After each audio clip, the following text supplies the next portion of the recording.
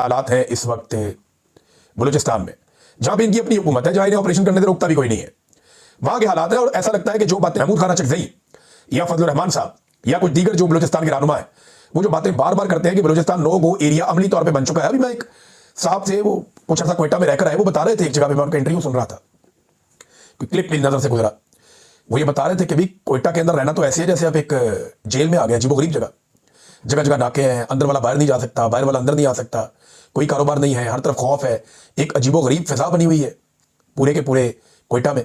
तो ये कोयटा है सूबाई दारुल हुकूमत, जहां आपकी अपनी हुकूमत है, पूरा का पूरा बलूचिस्तान नो गो एरिया बना हुआ है। अब जनाब बताते हैं, मरकजी शहर में जुमेरात के रोज मुसल्लह अफराद की बड़ी तादाद दाखिल हुई, शहर के मुख्तलिफ हिस्सों में हमले किए। मकामी काम के मुताबिक हमलावरों ने सिटी पुलिस थाने को निशाना बनाया और सरकारी और निजी बैंकों को भी नुकसान पहुंचाया। हमलावर गाड़ियों और मोटरसाइकिलों पर शहर में दाखिल हुए। पुलिस के एक सीनियर अफसर ने नाम ना जाहिर करने की शर्त में बताया कि हमले में पुलिस एहलकारों को जानी नुकसान नहीं हुआ, लड़ाई नहीं ना आगे से। ताहम हालांकि वो कहता था मोहसिन नकवी के एक SHO की मार दहशतगर्द, लोग आगे पूरा शहर लुट के चले गए। उन्होंने कहा ताहम थाने की गाड़ियों और असले को नुकसान पहुंचाया गया और कुछ असला हमलावर अपने साथ ले गए। एहलकार के मुताबिक हमलावर हवालात में मौजूद जेर समात कैदियों को भी जबरदस्ती अपने साथ छुड़वा कर ले गए।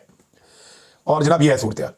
सिविल अस्पताल खारान के MS डॉक्टर मुश्ताक ने बताया कि डिस्ट्रिक्ट हेडक्वार्टर अस्पताल में 5 जख्मियों को लाया गया, जिनमें से एक नौजवान को गोली लगने से जख्मी हुआ, जबकि 4 बच्चे धमाके के नतीजे में उनको स्प्लिंटर्स लगे थे, वो जो होते छोटे मवाद जो होता है उसके अंदर, उसकी वजह से जख्मी हो गए थे। मवाद जो धमाका के मवाद है वो उससे जख्मी हो गए थे।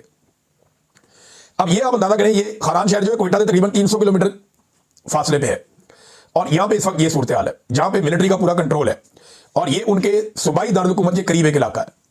ये हालात इस वक्त मैं आपको कहीं दूर दराज के नहीं, बलूचिस्तान के बता रहा हूं। और ये दावे करते हैं जनाब कि सिर्फ खैबर पख्तूनख्वा में ये मामला है।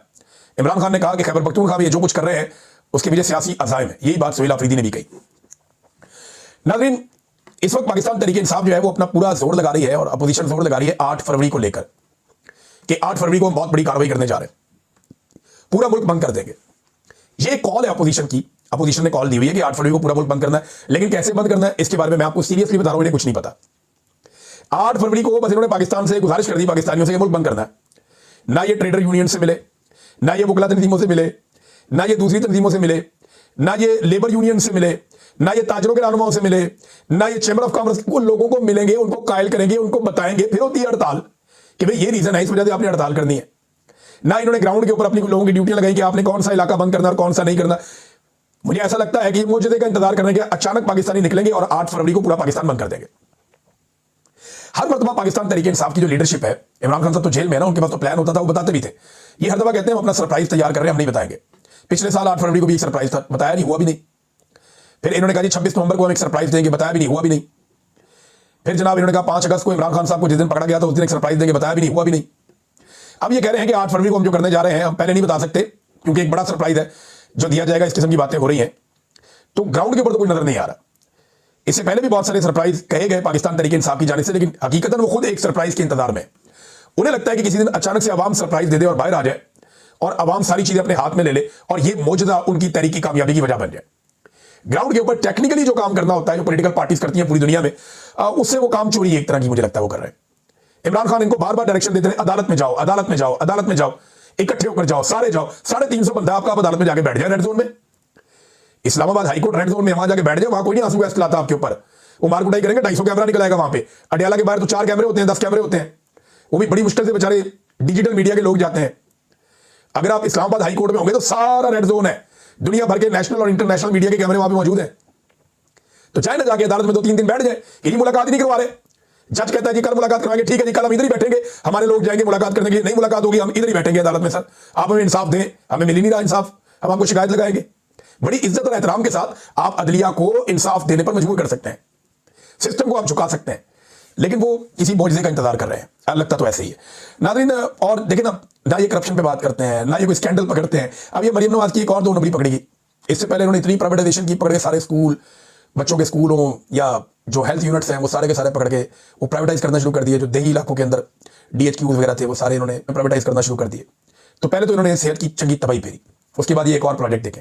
मरियम नवाज ने पंजाब सरकार के खजाने से 3.5 अरब रुपए लेकर पंजाब के देही इलाकों में क्लिनिक ऑन व्हील्स के नाम से एक प्रोजेक्ट शुरू किया। अभी मरियम की हुकूमत को 2 साल नहीं हुए, ये बात याद रखिएगा।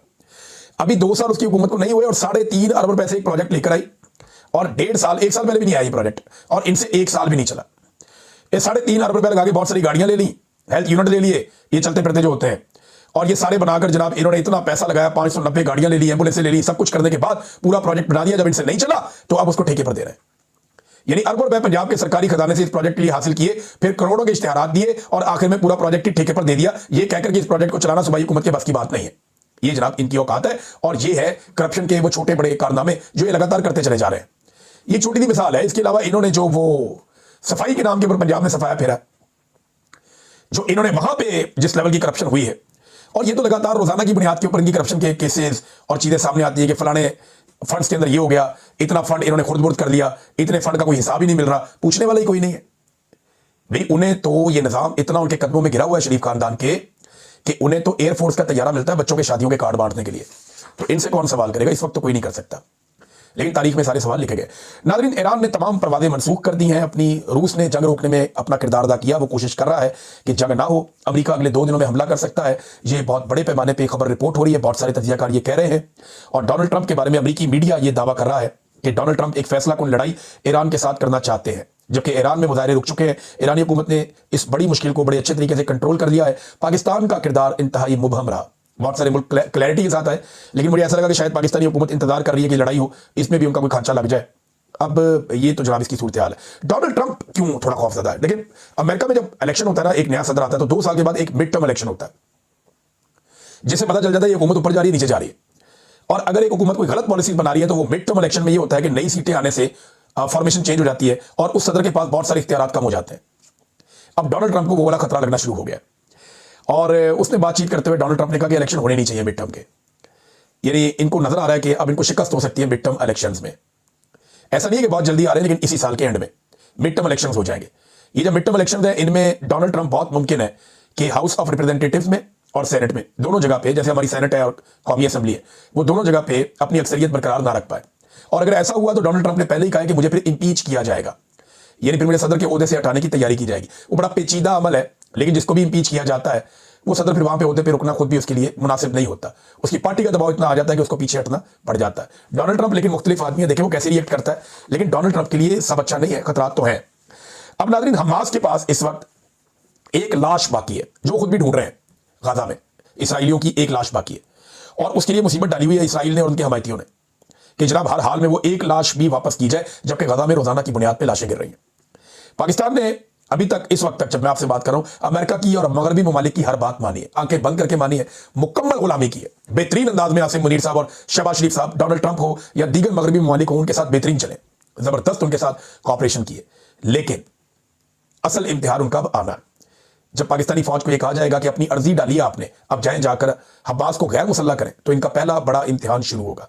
और भी बहुत सारे इम्तिहान हैं जिनका इनको सामना करना पड़ेगा, कभी के दिन लंबे, कभी की रातें। अब तक के लिए इतने, अपना ख्याल रखिएगा, अपने चैनल का भी अल्लाह हाफ़िज़।